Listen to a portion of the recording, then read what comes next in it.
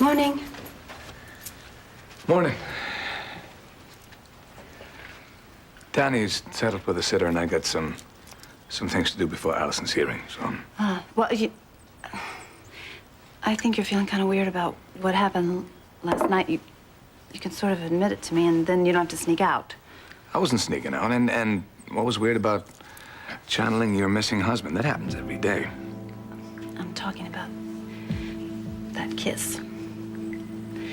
You know, the only reason that I kissed you like that, you know, was because I'm trying to contact Kevin, right? Right, sure. Right, okay. So, hey, why don't you stay? I can burn toast really good. I make very runny, yummy eggs. Breakfast with you sounds tempting, but I have somewhere to be.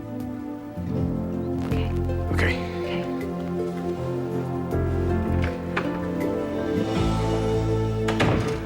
We're all alone. But I gotta go. I miss you.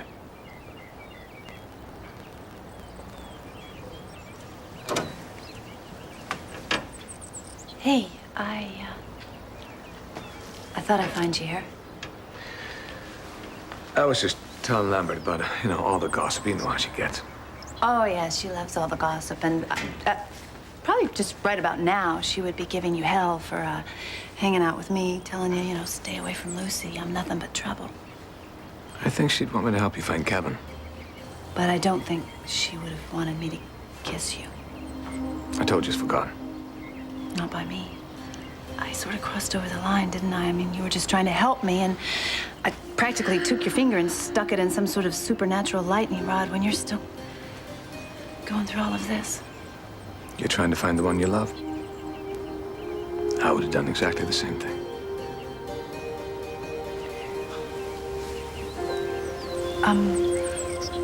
Would you ride with me to the hearing, maybe? I'd like that.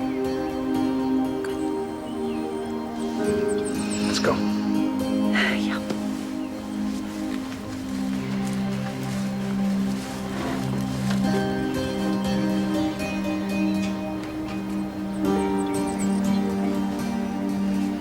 Object, Your Honor. This is nothing but a cheap ploy by the defense, a pathetic attempt to establish reasonable doubt by incriminating two innocent people. Ms. Jensen. Dr. Thornhart and Mrs. Collins are not suspects here. They're not on trial. Kate, how could you do this? Ian and Lucy are my friends. I know what I'm doing.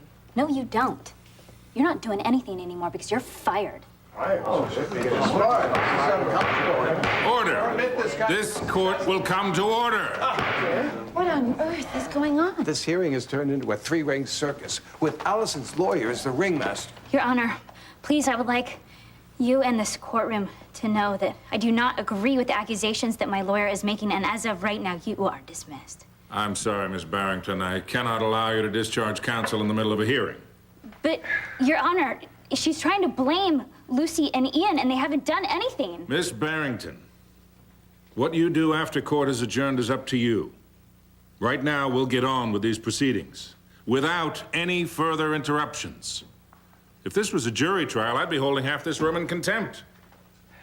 But this is not a trial. This is a preliminary hearing, the sole purpose of which is to hear evidence, to determine if there is enough to hold this defendant over for the murder of Kevin Collins. And I mean to hear all of it, from both sides. Is that clear? Yes, Your Honor. Defense will proceed. But I warn you, Ms. Reynolds, don't push it. Thank you, Your Honor. Mrs. Collins, back to my question. Did you and Dr. Thornhart have an affair? No, I did not have an affair with Ian Thornhart. Then let me be a little more explicit. Did you and Dr. Thornhart have sex?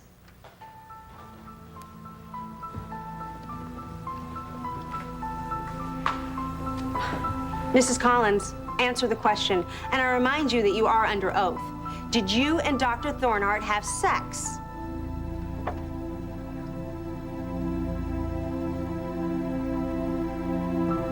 Yes.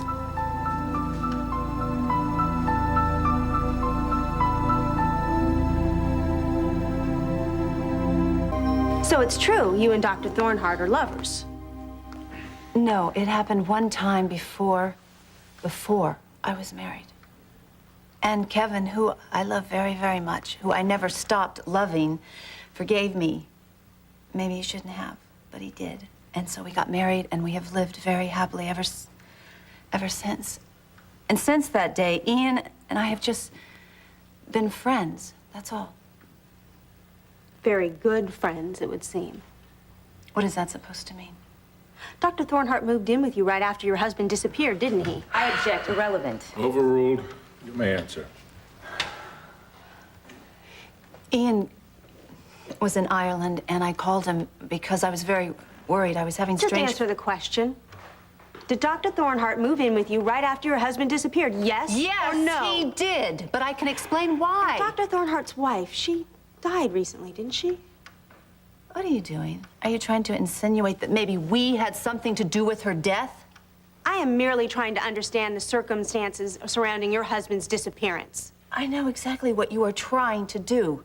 My husband's disappearance has absolutely nothing to do with the fact that I am good friends with Dr. Ian Thornhart. Mrs. Collins. What? You know what? This is crazy. Why would I come to a hearing, a defense hearing?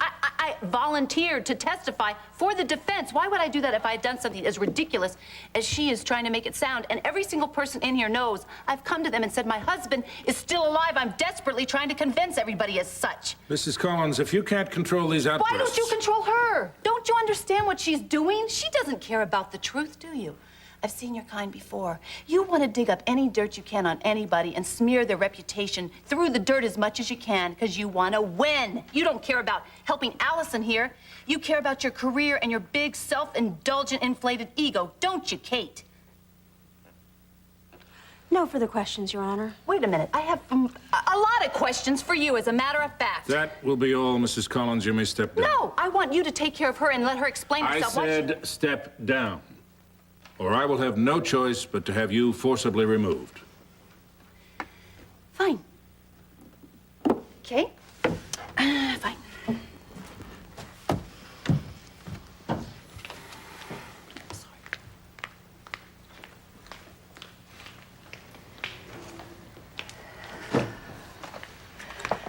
It's okay. None of it matters. Ms. Jensen, are there any other witnesses you'd like to call? Yes, Your Honor. The state calls Olivia Locke.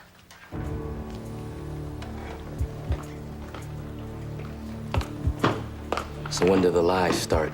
As soon as she opens her mouth.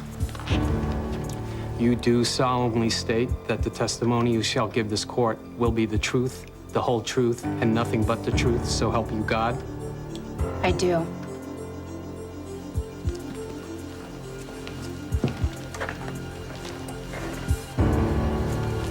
Miss Locke, you are the daughter of the victim, Dr. Collins, is that correct? Yes. And the defendant, Miss Barrington, was at one time your best friend, right? Yes, she was. But that was before she murdered my father. Tell us, Miss Locke, what happened between you and Miss Barrington? Well, like I said, she was my best friend. She was like a sister to me. And what changed that? It all started when she met this guy, Rafe. She fell head over heels in love with him. Go on. And then he left her. And that's when Alison just sort of snapped. Snapped? It's like she became this totally different person who just went her own way. And you two started to grow apart. Yeah, I didn't want to. I did everything I could to try and reach her. I was so worried about her. What exactly worried you? Lots of things. Like, she was completely obsessed with the past. She kept talking about this great-great-great-grandmother of hers, Rebecca, who was a convicted murderer right here in Port Objection. Charles. Witness is trying to establish a connection that has no bearing on... Stand. Just answer the question that's put to you, Miss Locke. Sorry. What else was Alison doing at that time?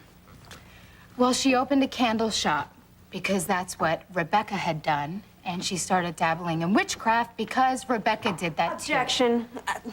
Conjecture and relevance. Your Honor, I'm trying to get to how this plays into the disappearance of the victim. If you will just please bear with me. Hurry and get to the point, Ms. Jensen. Miss Locke, tell us how your father, Dr. Collins, ended up being at the defendant's candle shop that fateful night. Well, as I mentioned, Allison's obsession, especially with all this dark stuff, it had really started to scare me. So what did you do? I tried talking to her again, but she wouldn't listen. She was already too far gone. So then I turned to my dad. And it is all my fault he went out there to begin with. Why would you say that?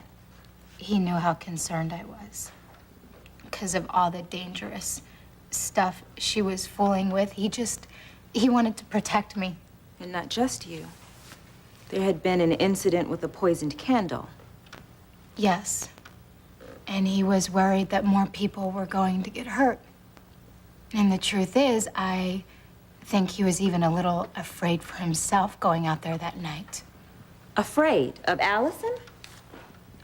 He knew that she was really disturbed. And he wasn't sure what she was capable of, especially if crossed. And I begged him not to go out there. I pleaded. I even asked him to bring a gun with him. A gun? You really thought that was necessary? Well, like I said, she wasn't the person I knew anymore.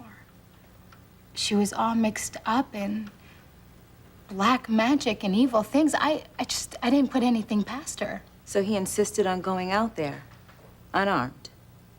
Yes.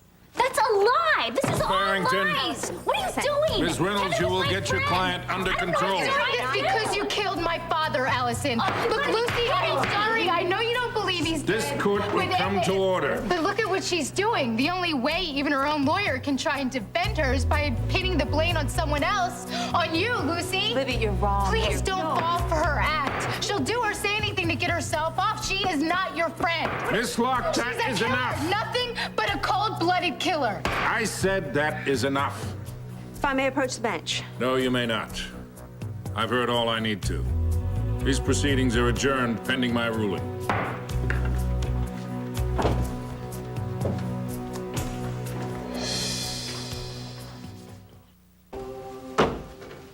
Be seated. It's always been my belief that an overwhelming amount of evidence is needed to justify the time and expense of a murder trial when no actual body is found. In this case, we have the victim's blood found at the defendant's shop. We have witnesses who've placed him there at the time of his disappearance, and most importantly, motive has been established. All this, in my mind, is more than enough evidence to hold Alison Barrington over for the murder of Kevin Collins.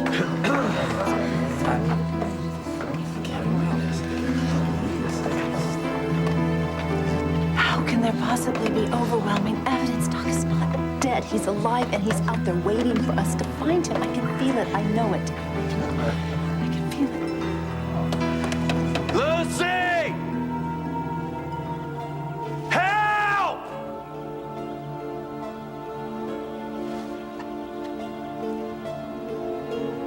Where am I?